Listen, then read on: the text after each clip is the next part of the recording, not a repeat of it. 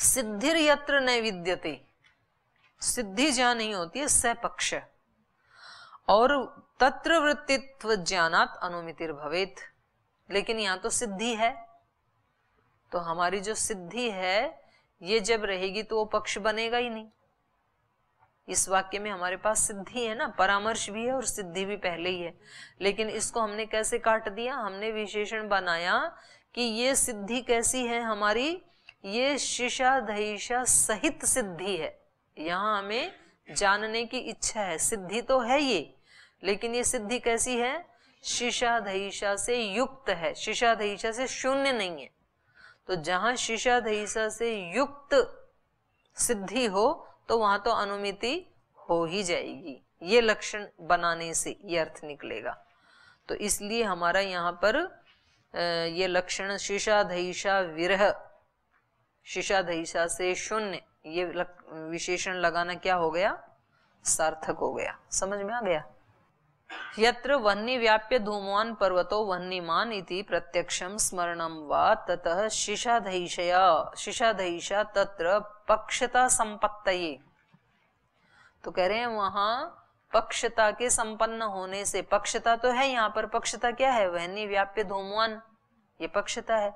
तो इस पक्षता के संपन्न होने से तद विशेषणस्य आवश्यकत्वात्, यहाँ पक्ष धर्मता भी है, सिद्धि भी है, लेकिन ये विशेषण यदि नहीं लगाएंगे तो यहाँ अनुमिति नहीं हो पाएगी, विशेषण लगाएंगे तो यहाँ अनुमिति हो जाएगी। कैसे हो जाएगी, क्योंकि लक्षण कह रहा है शिशाधैषा से शून्य सिद्धि जहां नहीं है, तो यहाँ पर तो हमारी जो सिद्धि है वो कैसी है, शिशाधैषा से युक्त, तो ये विशेषण लगाएंगे तो यहाँ अनुमिति हो जाएगी। आगे चलिए, अत्र इदम बोध्यम, यहाँ पर ये जान लेना चाहिए, यादृश यादृश शिशाधैषा सत्वे सिद्धि सत्वे यन लिंगानुमितः तादृश तादृश शिशाधैषा विरह विशिष्ट सिद्धि अभावः तल लिंगानुमितौ पक्षता। एक अगली बात बता रहे हैं, यादृश यादृश शिशाधैषा सत्वे, कह रहे हैं सिद्धि सत्वे, जैसी सिद्धि है हमारे सामने, सिद्धि सत्वे माने सिद्धि के सामने होने पर, यादृश यादृश शिशाधैषा सत्वे माने पर्वत के ऊपर पर्वतो वह्निमान, तो यहाँ कोई भी शिशाधैषा हम करें तो सिद्धि नहीं होगी। जिस प्रकार की सिद्धि है उससे युक्त शिशाधैषा करेंगे तब अनुमिति होगी। ठीक है, मान लो पर्वतो वह्निमान, ये उदाहरण है हमारे पास, और हमें वह्नि की अनुमिति करनी है। तो अब हमारे पास शिशाधैषा ये हो गई कि अहम पर्वते घटम अनुमिनोमि, मैं पर्वत के ऊपर घट को जानूं, तो ये शिशाधैषा हमारे किसी काम की है, वह्नि का अनुमान करने में ये शिशाधैषा काम आएगी, नहीं आएगी। तो इसलिए कह रहे हैं कि कोई भी शिशाधैषा हो तब सिद्धि अनुमिति हो जाएगी, ऐसा नहीं है। जिस प्रकार की सिद्धि है उसी से संबंधित शिशाधैषा होनी चाहिए। तो यादृश यादृश शिशाधैषा सत्वे सिद्धि सत्वे, और एक अगली बात करें, यल लिंगानुमिता, जिस हेतु निमित्तक सिद्धि है, यल लिंगानुमिति तादृशा शिशाधैषा विरह विशिष्ट सिद्धि अभाव, सिद्धि का अभाव भी कैसा होना चाहिए, जिस लिंग वाली, यल लिंगानुमितः, जिस लिंग मतलब हेतु, यहाँ पर जिस हेतु निमित्तक अनुमिति है उसी के अनुसार ही ये विशेषण लगेगा। कौन सा, शिशाधैषा विरह विशिष्ट सिद्धि अभावः तल लिंगानुमितौ पक्षता। तो उस लिंग निमित्तक जो सिद्धि है उसमें अनुमिति होगी, उसी की अनुमिति होगी। उससे भिन्न लिंग निमित्तक कोई अनुमिति है तो यहां ज्ञान नहीं होगा। फिर जैसे मानो कि आलोक की लिंगता हो, हम क्या कहें, पर्वतो वह्निमान आलोकात्, यहाँ धूम नहीं है। तो यहाँ आलोकात ऐसे कहेंगे तब वो सिद्धि नहीं होगी, क्योंकि सिद्धि जो है वो उस हेतु के निमित्तक सिद्धि हो, उसके निमित्तक ही शिशा दहिशा हो, तब अनुमिति होगी। कहना ये चाह रहे हैं ये कि जो कोई भी चाहे उस शिशा दहिशा से अनुमिति नहीं होगी, जो कोई भी चाहे उस लिंग से दूसरे लिंग निमित्तक अनुमिति है और हमने किसी अन्य लिंग निमित्तक शिशा दहिशा कर ली तो फिर अनुमिति नहीं होगी। शिशा दहिशा कैसी होनी चाहिए? उस सिद्धि से जैसी ही होनी चाहिए, संबंधित होनी चाहिए और उस लिंग से संबंधित भी होनी चाहिए। तो इसलिए कहा यह लिंगानुमिता तादृश तादृश शिशाधैषा विरह विशिष्ट सिद्धि अभाव, उसी प्रकार की सिद्धि का अभाव होना चाहिए जिस लिंग के या जिस हेतु के निमित्तक अनुमिति थी और उसके निमित्त की जो शिशाधैषा है उस शिशाधैषा से रहित विशिष्ट सिद्धि का अभाव होगा, तब पक्षता बनेगी। नहीं तो कोई भी तल लिंगानुमितौ पक्षता, तब ये पक्षता बनेगी उस लिंग की अनुमिति, उस सिद्धि की अनुमिति करने में। कोई दूसरा भी तो लिंग हो सकता है ना, तो जैसे आलोक भी एक लिंग बन सकता है, तो फिर वहां ये वाली सिद्धि नहीं होगी, पक्षता नहीं बनेगी ना, पक्षता नहीं बनेगी हमारे पास। और पक्षता तो अनुमिति करने में सबसे जरूरी है, अगर पक्षता ही नहीं बनेगी तो अनुमिति भी नहीं होगी। तेन सिद्धि परामर्श सत्वेपि, तो यद्यपि वहां पर परामर्श तो हो गया, लेकिन परामर्श कैसा हो गया? आलोक वाला हो गया, उससे संबंधित नहीं है। जो हमने उदाहरण लिया था पर्वतो वह्निमान धूमत्वात्, तो यहां हमने क्या कह दिया? आलोकात। तो कह रहे हैं तेन, इससे परामर्श सत्वेपि, परामर्श के होने पर भी यत् किंचित ज्ञानम जायताम इति इच्छायाम न अनुमिति। ये अगली बात कह रहे हैं, शिशाधैषा के लिए कह रहे हैं कि यहाँ पर परामर्श के होने पर भी अगर आपको ये है कि यत् किंचित ज्ञानम जायताम, पर्वत के बारे में मैं कुछ भी जानूं, वह्नि को जानूं, ऐसी शिशाधैषा नहीं है आपकी, बल्कि क्या है? कुछ भी जानो। तो कुछ भी जानो तो इससे आपको वह्नि की अनुमिति हो जाएगी? नहीं होगी। आपको शिशाधैषा क्या होनी चाहिए कि जहां जहां धूम होता है वहां वहां अग्नि होती है, तो धूम से जो जुड़ा हुआ पदार्थ है उसकी अनुमिति करने के लिए आपको वही लिंग लेना पड़ेगा और उसी से संबंधित शिशाधैषा होनी चाहिए। शिशाधैषा कुछ और कर ली तो फिर वो कोई और ही चीज मिलेगी, फिर वो थोड़ी मिलेगी। वह्नि व्याप्य धूमवान पर्वतो वह्निमान इति प्रत्यक्ष सत्वे प्रत्यक्ष अतिरिक्तम वह्नि ज्ञानम जायताम इति इच्छायाम तु भवति एव। तो इसको कह रहे हैं कि वो पीछे वाला उदाहरण है, जैसे मान लो जब आपके सामने वह्नि व्याप्य धूमवान पर्वत वह्निमान, ये है उदाहरण हमारे पास। अब वह्नि से व्याप्त धूमवान पर्वत वह्निमान है, तो इति इस उदाहरण में प्रत्यक्ष सत्वे, सामने प्रत्यक्ष है, सिद्धि है हमारे सामने, लेकिन इस प्रत्यक्ष के होते हुए भी प्रत्यक्ष अतिरिक्तम, प्रत्यक्ष से अतिरिक्त वह्नि ज्ञानम जायताम, उस वह्नि का ज्ञान ये करना चाहता है। इति इच्छायाम, ऐसी उसकी जब इच्छा हो जाती है तो भवति एव अनुमिति, तो फिर अनुमिति हो ही जाती है। तो जब वो सामने ही है वो चीज, तो फिर ये और क्या जानना चाहता है? अनुमिति क्यों करना चाहता है? इन्होंने कहा ना प्रत्यक्ष सत्वे प्रत्यक्ष अतिरिक्तम वह्नि ज्ञानम, उस वह्नि का अतिरिक्त ज्ञान, तो क्या करना चाहेगा? हाँ, प्रत्यक्ष से अतिरिक्त ज्ञान तो अनुमान ज्ञान ही होता है, तो अनुमान ज्ञान करना क्यों चाहता है? लेकिन विशेष रूप से जो प्रत्यक्ष ही है तो उसको और क्या जानोगे आप? ज्ञान में कोई अंतर आएगा? प्रत्यक्ष से जाने या अनुमान प्रमाण से जाने तो ज्ञान में कोई अंतर आएगा क्या?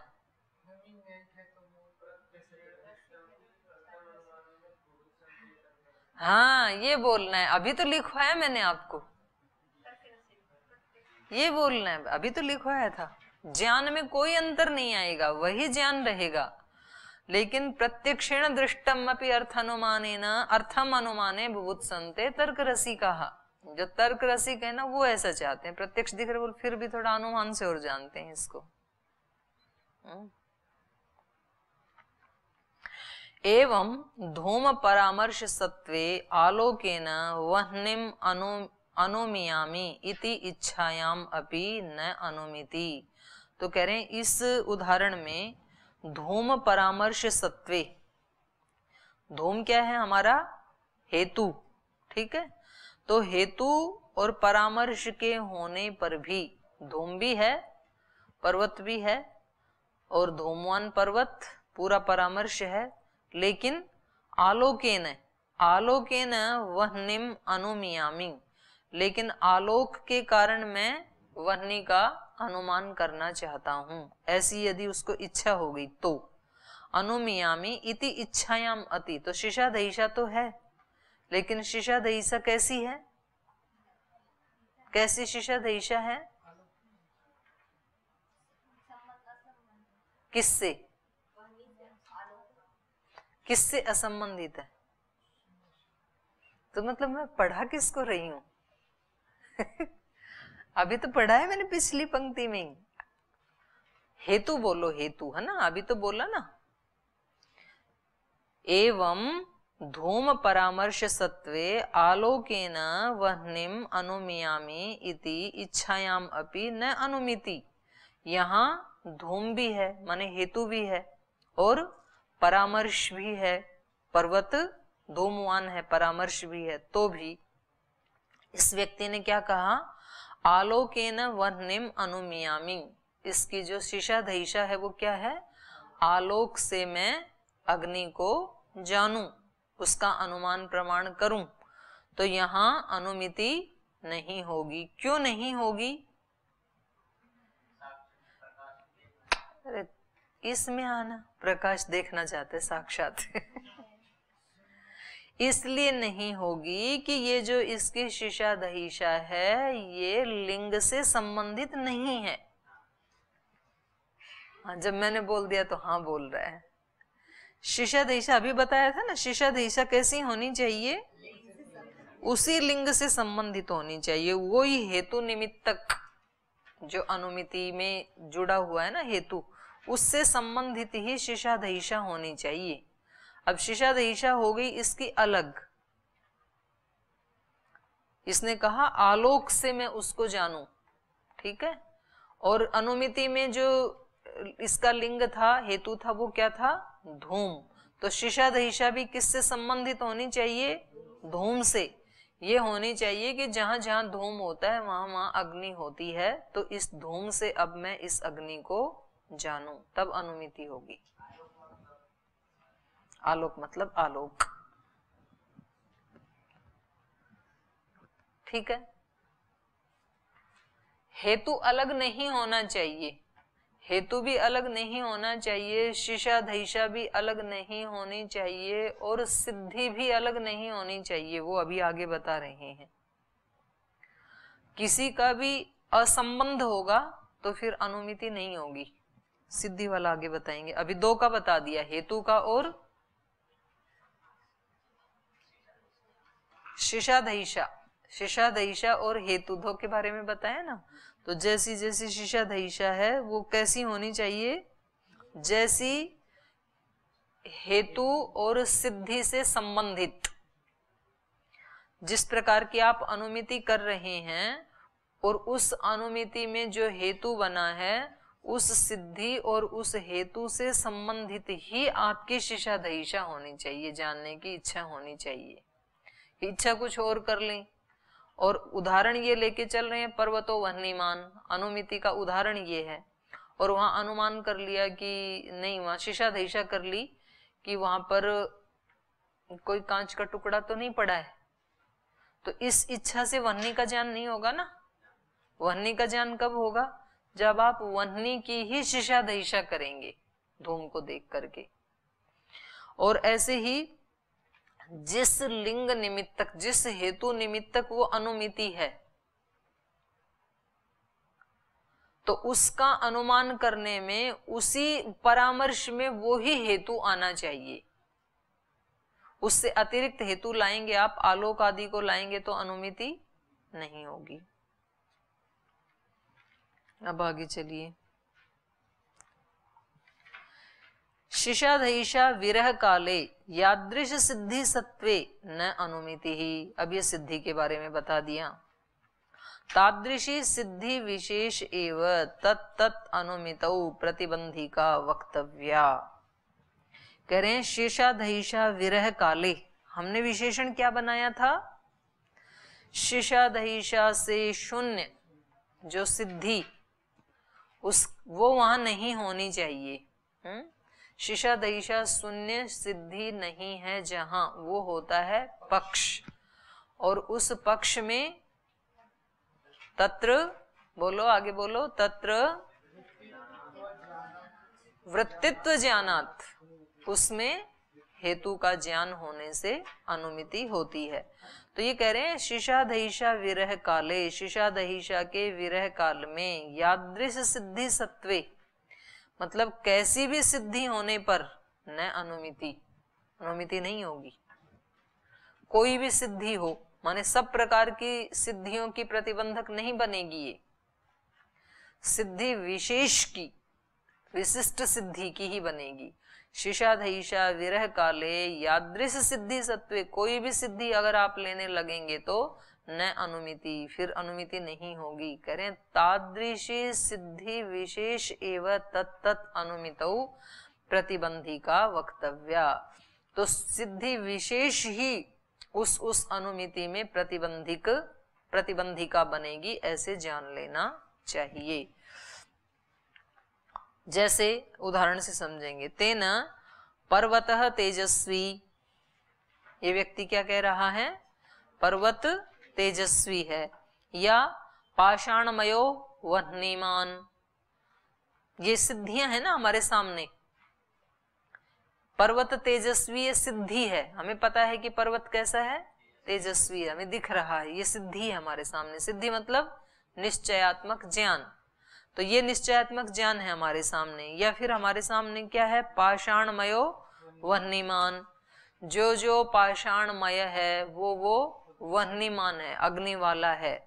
तो ये हमारे पास सिद्धि है, ये हमारे पास ज्ञान है, निश्चयात्मक ज्ञान है। इस ज्ञान के होने पर पर्वतो वह्निमान, यहाँ अनुमिति हो जाएगी या नहीं हो जाएगी? हमारा जो उदाहरण है पर्वतो वह्निमान, यहाँ हमें अनुमिति होगी या नहीं होगी? पर्वत तेजस्वी, इस ज्ञान के होने से अनुमिति हो जाएगी या नहीं होगी? क्यों?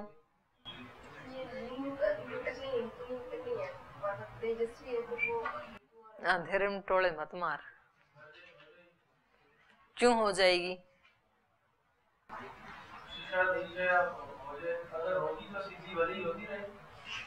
क्या मतलब? सिद्धि होती रहे मतलब? सिद्धि अगर है तो वो भले ही रहे, अगर शिशाधईशा है तो अनुमिति हो जाएगी, उसमें क्या दिक्कत है?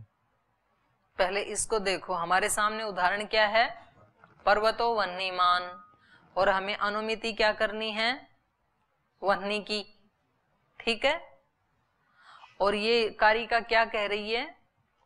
शिशाधईशा विरह सिद्धि काले यादृशी सिद्धि सत्वे नानुमिति। कारिका क्या कह रही है? शिशाधईशा शून्य सिद्धि यत्र न विद्यते स पक्ष। शिशाधईशा से शून्य सिद्धि जहां नहीं है वो पक्ष है, और उस पक्ष में जो वृत्तित्व का ज्ञान है उससे अनुमिति होती है। तो इस लक्षण को घटाते हुए आप ये बताओ कि यहाँ पर सिद्धि हमें अनुमिति हो जाएगी या नहीं होगी? इस लक्षण को घटाते हुए बताओ। हो जाएगी तो क्यों हो जाएगी, नहीं होगी तो क्यों नहीं होगी। तो सोचोगे तो ज्यादा देर हो जाएगी, तो मैं बता देती हूँ, पहले मेरे वाला सुन लो फिर उसमें देखना, है ना। ये कह रहे हैं शिशा दहिशा विरह काले, ये जो हमने विशेषण लगाया है, हमने कारिका क्या बनाई, शिशा दहिशा से रहित सिद्धि, ठीक है, विशेषण बना दिया उस सिद्धि का। तो कह रहे हैं कि शिशा दहिशा से विरह तो रहे, लेकिन शिशा दहिशा से रहित सिद्धि मतलब कोई भी सिद्धि, ऐसा अर्थ नहीं है लक्षण में, बल्कि वहां पर सिद्धि विशेष लिया गया है। शिशा दहिशा से रहित सिद्धि मतलब कोई भी सिद्धि, ऐसा नहीं। सिद्धि का मतलब समझ रहे हो ना, निश्चयात्मक ज्ञान।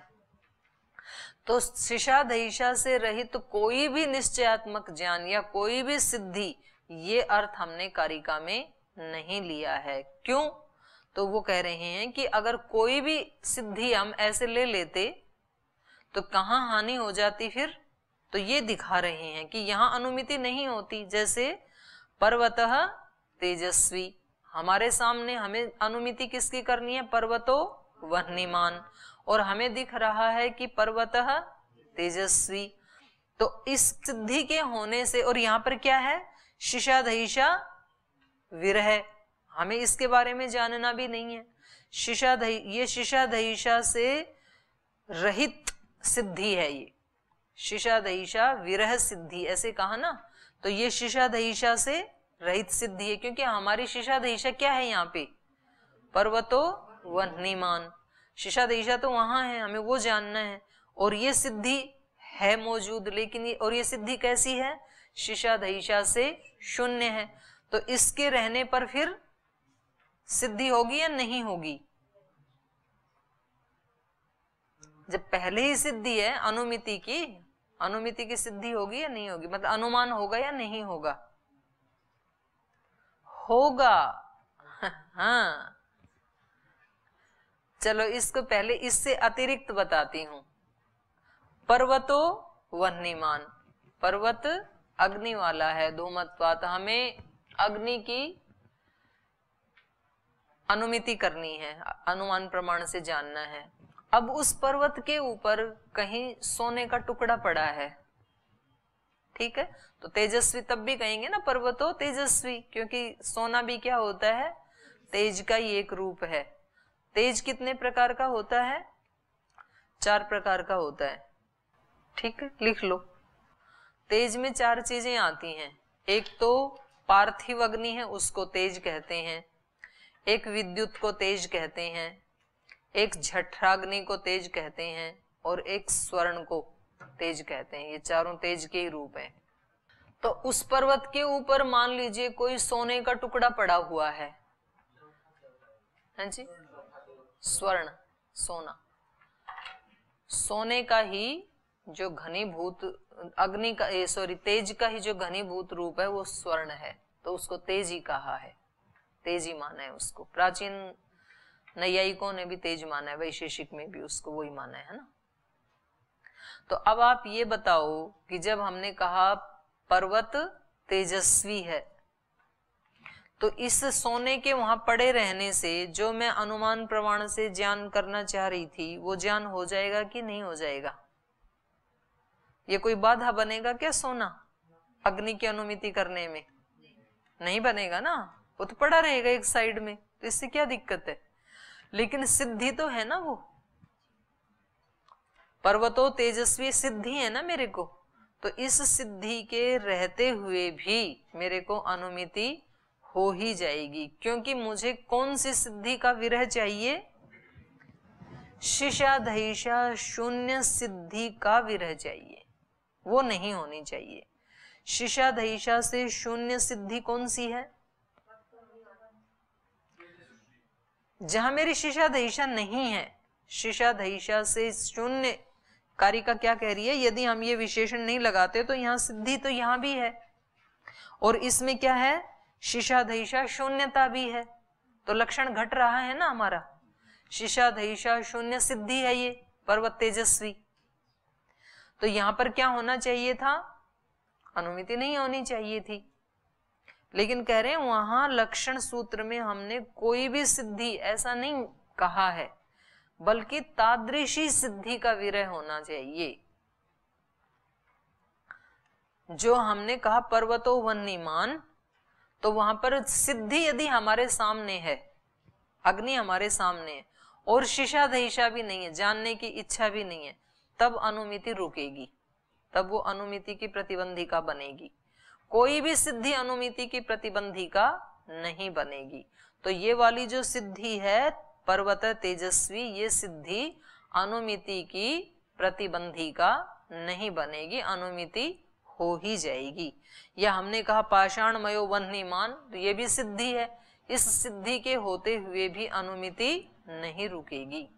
अनुमिति कब रुकेगी? विशिष्ट सिद्धि के होने से। शिशाधैषा विरह विशिष्ट सिद्धि, ऐसे बोला ना वहां पे।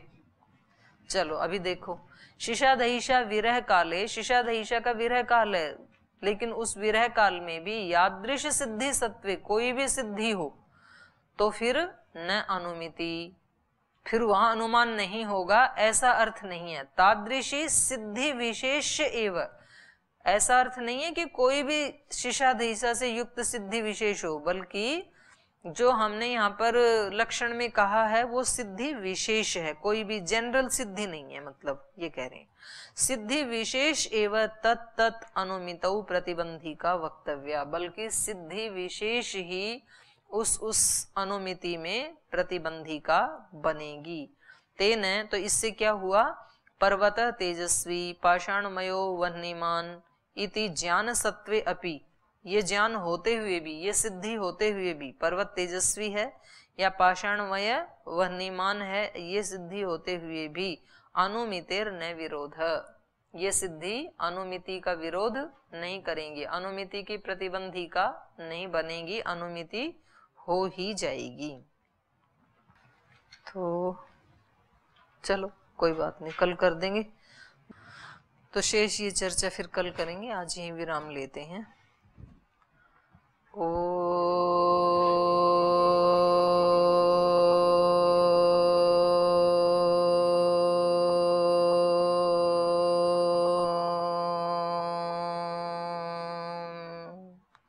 शांति शांति शांति। श्री गुरुभ्यो नमः।